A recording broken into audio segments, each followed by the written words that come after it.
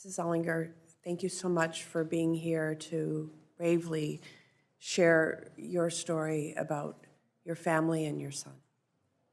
And I thank you for your tireless work to bring attention to this tragedy. I believe to my core that your efforts are saving lives.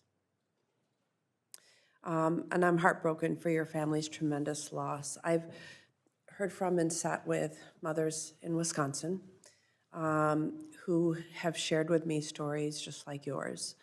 Fentanyl is devastating families and communities in my state, and we know throughout our country. And I'm committed to fighting this deadly epidemic on all fronts. And I know my colleagues, as you've already heard, are hearing similar demands from their constituents. Congress has taken a few important bipartisan steps in the right direction, but clearly there is so much more work for us to do.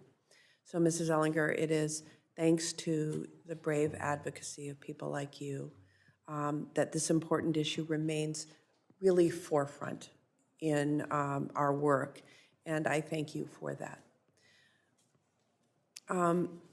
Chief Hall, I want to thank you for your work both in Tucson and now Spokane in the front lines to protect Americans, and we have to make sure that we're putting every resource possible towards protecting Americans and stopping the movement of deadly fentanyl and illicit substances across our borders, but also throughout our communities.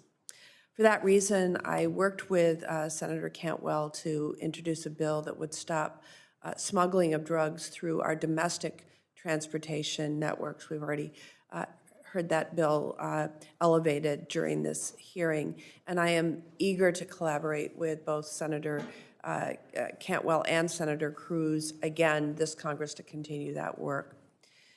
I'd love to hear your recommendations, Chief Hall, about actions the federal government can take to improve the coordination between local law enforcement and other levels of law enforcement, but also additional resources that would help you and your colleagues detect and seize the illegal drugs right on our own streets.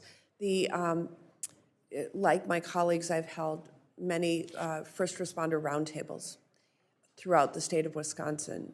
And sometimes there are challenges in the various levels that are looking at these distribution networks, these domestic cartels, if you will, and tracking high-level cases versus the work you're doing to find the individual perpetrator in a particular case.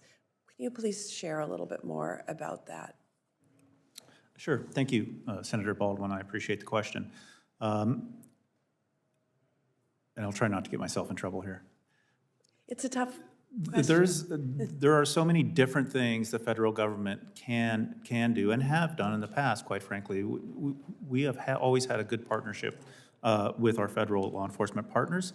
But I think sometimes I would submit one of the first things we could do is draw back a little and look at a wider perspective of what we're dealing with here and define it is transportation networks, and disrupting those networks in any way, shape, or form will disrupt the marketplace, the business model that these cartels operate under.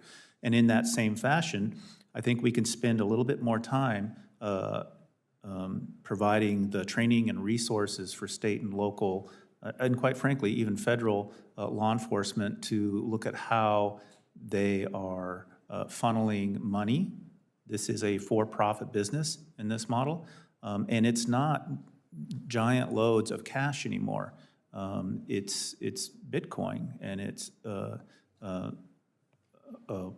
electronic wallets, and local and state and a lot of federal agencies don't have the sophistication to track that money and seize that money, and quite frankly, in a lot of cases, it's completely untrackable.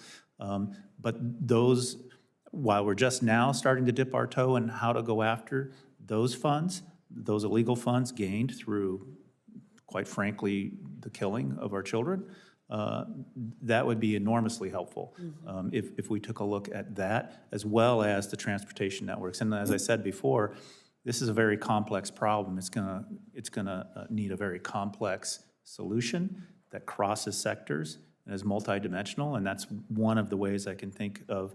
We just had this discussion back where I'm from, is how do we go after those wallets and those bitcoins that are being utilized to hide these illegal funds from the government. Thank you, Chief.